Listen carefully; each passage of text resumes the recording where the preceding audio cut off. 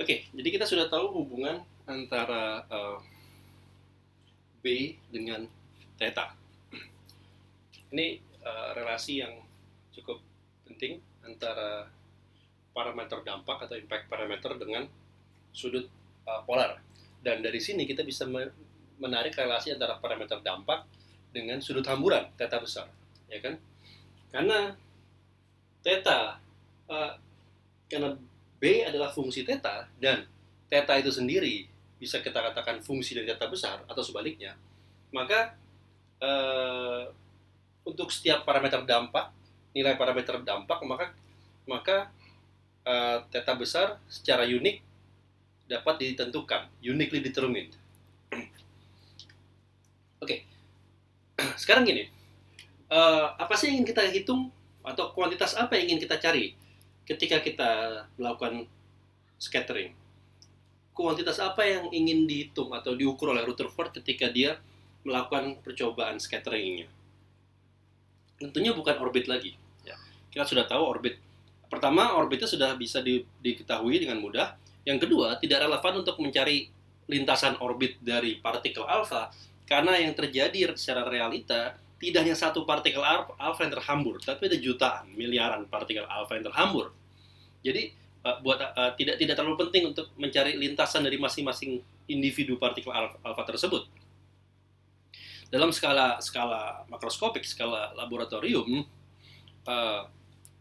kita ingin mencari kuantitas apa yang bisa diukur di level makroskopik.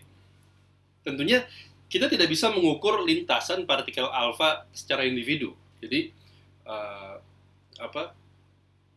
solusi orbit bagi masing-masing individu partikel alfa itu tidak terlalu relevan, bukan suatu observable quantity, bukan suatu kuantitas yang bisa diukur di laboratorium. Apa yang bisa diukur di laboratorium? Yang bisa diukur adalah sudut hamburan. Ini bisa dilihat, ya. Anda bisa dengan mudah melihat bahwa ada partikel alfa yang terdefleksi dengan sudut tertentu relatif terhadap horizontal, bahkan ada juga yang 1-2 yang terhambur balik. Nah, ini bisa diukur.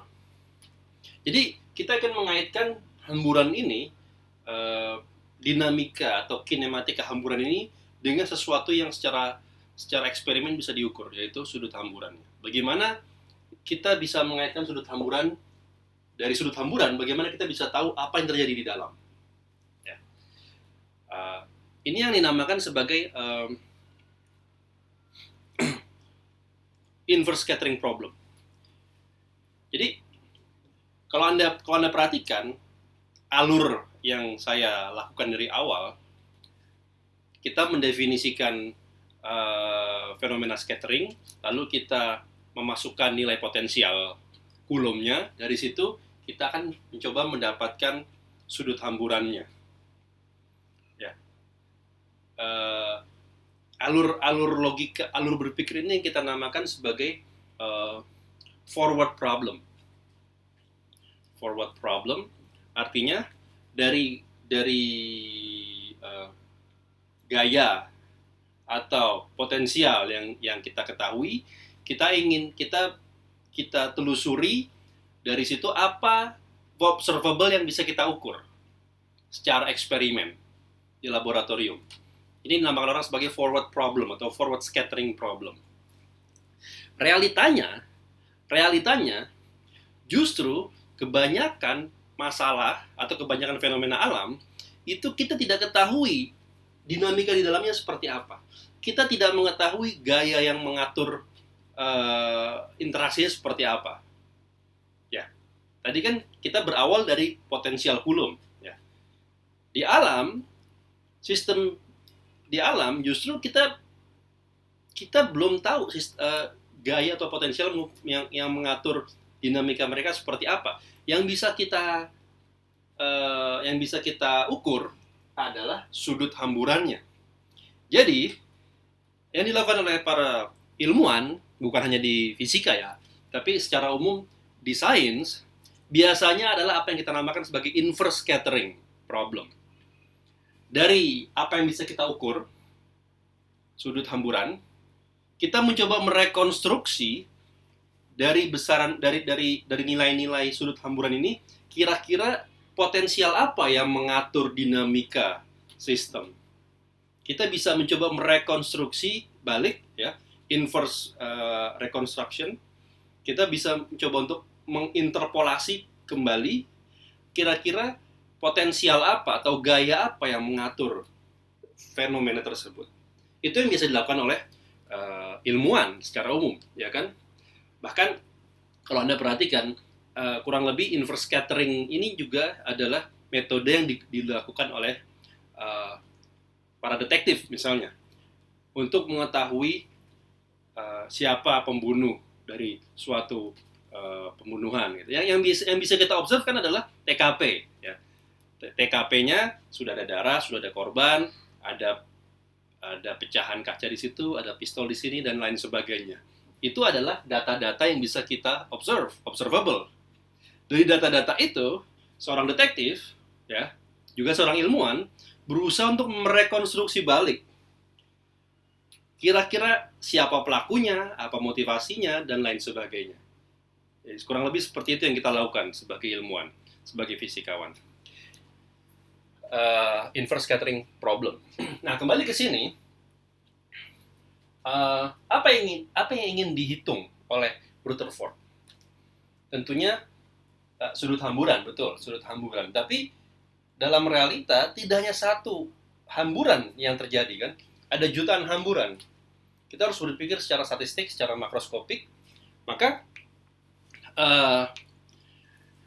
yang ingin dihitung, dan ini merupakan suatu besaran yang cukup penting di fisika, terutama di fisika hamburan, adalah apa yang orang namakan sebagai scattering cross section.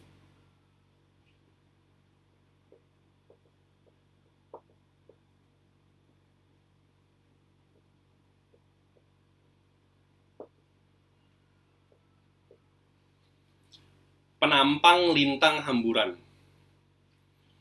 Penampang lintang hamburan. Apa itu definisi dari scattering cross section? Oke, pertama saya akan mendefinisikan dari apa yang dinamakan sebagai flux density. Jadi flux density atau intensitas atau flux density, ya. Ini didefinisikan sebagai jumlah partikel yang datang, maksudnya adalah partikel recoil, partikel alfa, jumlah partikel yang datang per unit waktu, ya, yang menembus suatu permukaan penampang lintang. Oke, jadi saya akan mendefinisikan seperti ini. W, saya namakan flux density adalah W.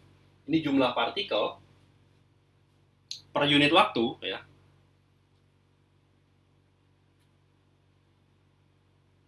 Itu didefinisikan sebagai flux density-nya dikalikan dengan penampang lintangnya. Oke, jadi flux density itu yang ini. Ya. Flux density yang ini, sehingga ini W adalah jumlah total partikel per unit waktu. Jadi Anda bisa bayangkan ada jutaan partikel alfa yang datang, dan partikel alfa yang datang itu dapat kita ilustrasikan menembus suatu permukaan cross section, permukaan yang penampang lintang. Ini cross section, ya, bisa saya anggapkan seperti itu. Maka di sini kita bisa mendefinisikan flux density, ya kan, sedemikian rupa sehingga jumlah partikelnya bisa ditulis seperti ini. Ini cross section areanya. Saya berbicara dalam konteks infinitesimal, maka ada dW, V, F, D, sigma.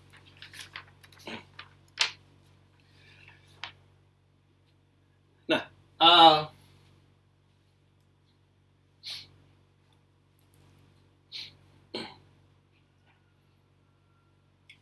sekarang lihat setup yang saya gambar ini.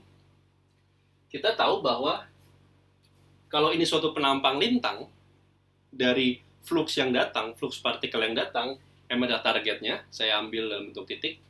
Maka jari-jari penampang lintangnya adalah B. Ya, B. Dan saya bisa mendefinisikan DB ini sebagai jari-jari infinitesimal. Ya, jari-jari infinitesimal. Sehingga luas infinitesimal dari penampang lintang ini saya bisa definisikan DA